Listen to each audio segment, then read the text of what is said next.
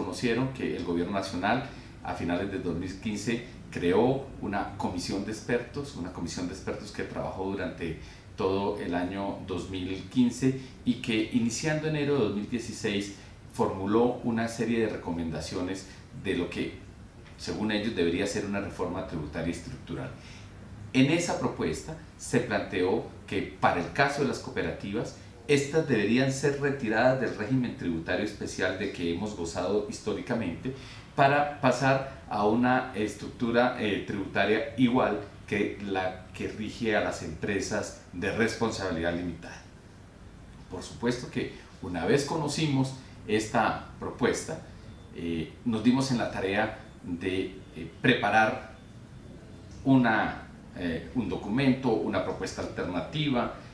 Se construyó con base en el trabajo y en el esfuerzo de muchos años que ha venido haciendo la Confederación en la defensa del régimen tributario especial.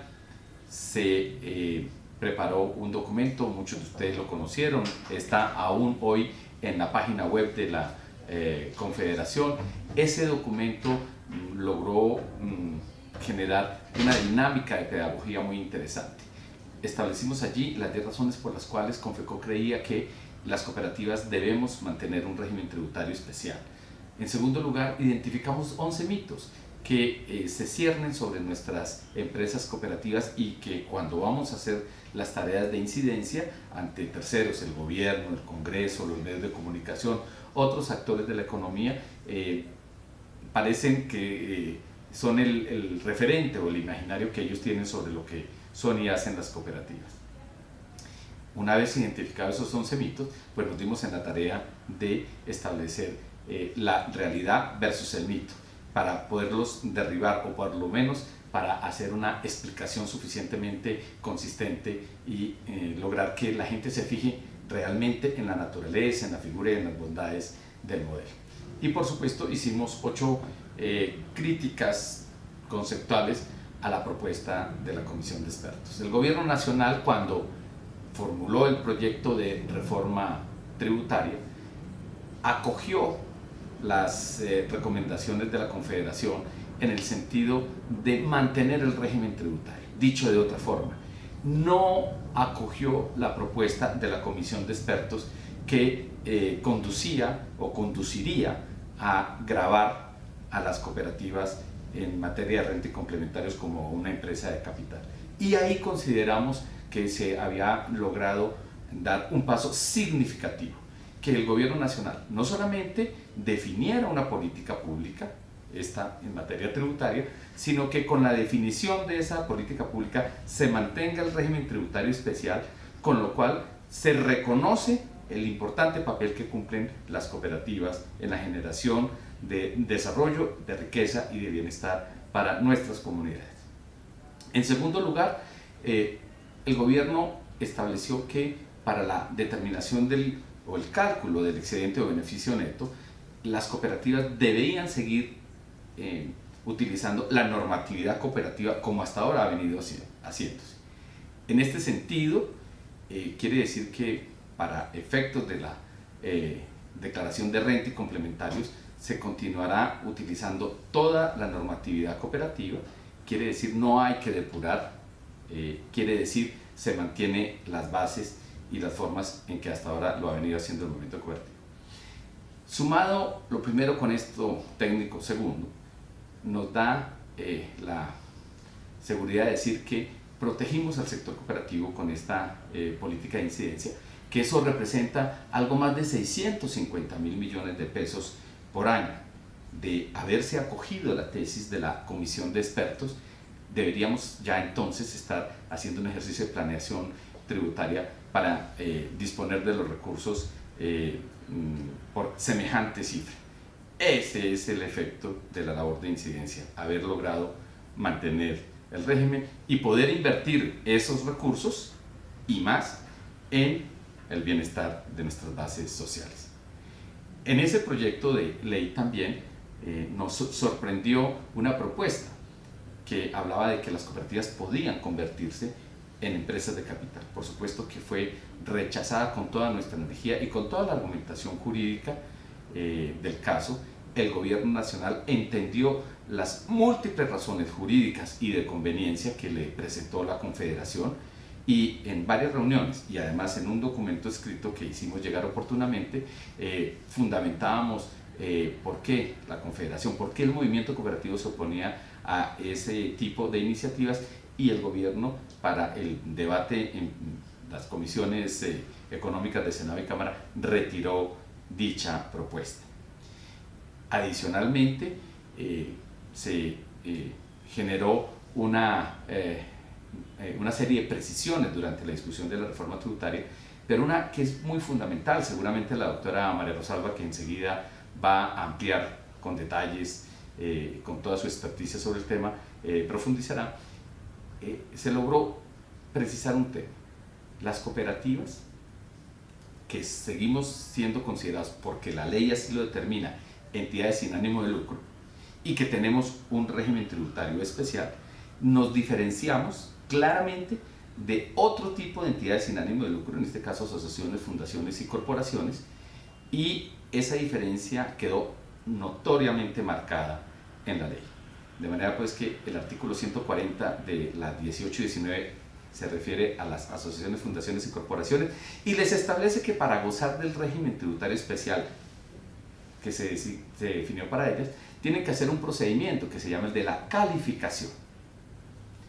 En cambio, para las cooperativas, también de manera clara, en el parágrafo primero del mencionado artículo 140, se estableció que las cooperativas no tienen que cumplir con dicho trámite. Y eso es muy importante para la comprensión integral del capítulo sobre entidades sin ánimo de lucro que trae la nueva ley, y para el desarrollo de nuestras organizaciones hacia el futuro. Por supuesto que hubo un cambio en el manejo o en la aplicación del excedente. La Confederación insistió, argumentó, documentó las forma como durante los últimos 14 años las cooperativas habíamos hecho la inversión del 20% del excedente en apoyo a educación formal.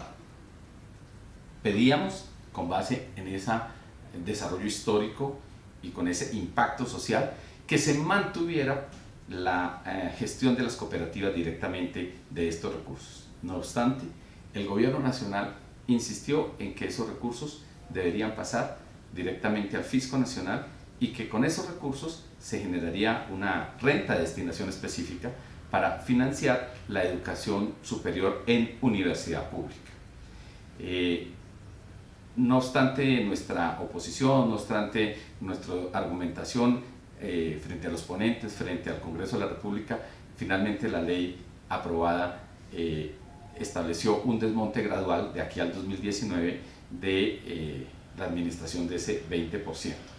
Estamos atentos a que el gobierno nacional desarrolle o prepare los reglamentos, el decreto reglamentario en esta materia, porque queremos estar allí pendientes de cómo va a ser la gestión. Ahí hay un cambio significativo, hay un impacto que se puede ver en muchas cooperativas que orientaban los recursos y de manera eficaz podían atender las necesidades de jóvenes de estratos 1, 2 y 3 que por diferentes condiciones no podían o no tenían acceso a educación pública de calidad o a educación media y superior de calidad.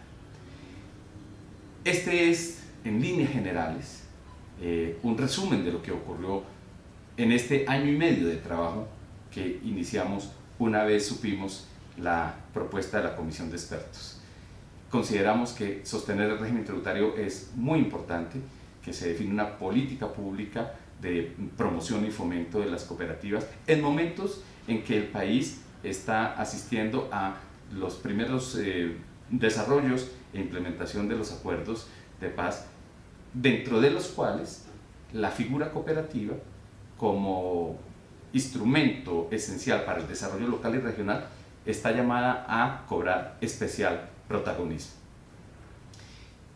Un segundo elemento importante es que tenemos desde nuestra base, es decir, ustedes, directivos, dirigentes, funcionarios y asociados de las cooperativas de base, tenemos que enfatizar en las acciones que a diario hacemos para mejorar las condiciones de vida y la calidad de vida de nuestros asociados. Los debates muy fuertes que se dieron durante este proceso de debate de la reforma de cifras, de consolidación de cifras del sector cooperativo, de cuál era el impacto, de cuál es la vocación social de estas organizaciones, nos llamó poderosamente la atención. Y de ahí que insistamos en que cada vez más las cooperativas tenemos que preocuparnos por proveer, por promover y por difundir el balance social, el impacto social. ¿Para qué están hechas estas organizaciones? Es muy significativo. Era en momentos de gran debate interno de los ponentes, era preocupante ver cómo muchos de nuestros parlamentarios desconocen totalmente lo que son y hacen las cooperativas en el país y siguen con esos mitos a los que me refería al principio. La forma de que podamos mejorar nuestra imagen, mejorar el concepto de reputación como organizaciones socioeconómicas y de lo que hacemos socialmente en beneficio de las comunidades, tiene que empezar en la base cooperativa. Es una responsabilidad, es una tarea de todas las cooperativas, de sus dirigentes. Y por supuesto, al agregar toda esa información, pues vamos a mostrar un movimiento cooperativo sólido, impactante, transformador, necesario para el desarrollo social del país. Finalmente, hacer un llamado a la integración. Estos desafíos que nos ha puesto el Estado, las políticas públicas, los proyectos de ley y los que vienen en materia de paz, de desarrollo, de modernización del modelo, implica necesariamente la unidad, la cohesión, la integración de las organizaciones cooperativas de base, fortaleciendo a las organizaciones de representación de segundo grado, como por ejemplo en el Valle Confecovalle, y a su vez las federaciones y asociaciones impulsando y promoviendo el fortalecimiento de la confederación. Al tener una construcción de abajo hacia arriba de este esquema de integración, nos va a permitir tener también una vocería más fuerte, una capacidad de incidencia mayor, un desarrollo de planes y programas de mayor alcance en beneficio de nuestras organizaciones cooperativas. Y esa es una decisión que le corresponde a cada una de las cooperativas de base. A eso también los invitamos en estos momentos a la reflexión. Se avecina las asambleas generales. Allí pedimos que ustedes hagan eco de estas acciones de incidencia. 2, que fortalezcan la presentación de sus informes de gestión basados en el balance social. 3, que cada vez más se preocupen por mejorar y cualificar los procesos de inducción, de educación y de formación cooperativa. 4, que el tema de la integración sea una decisión por convicción más que una obligación por parte de las organizaciones, y en esa vía podremos tener un movimiento cooperativo más fuerte, más dinámico y más puesto al servicio de las necesidades de millones y millones de colombianos que hoy somos asociados o beneficiarios de esta maravillosa forma de hacer economía, de convivir en sociedad y de organizar nuestras comunidades para la prosperidad.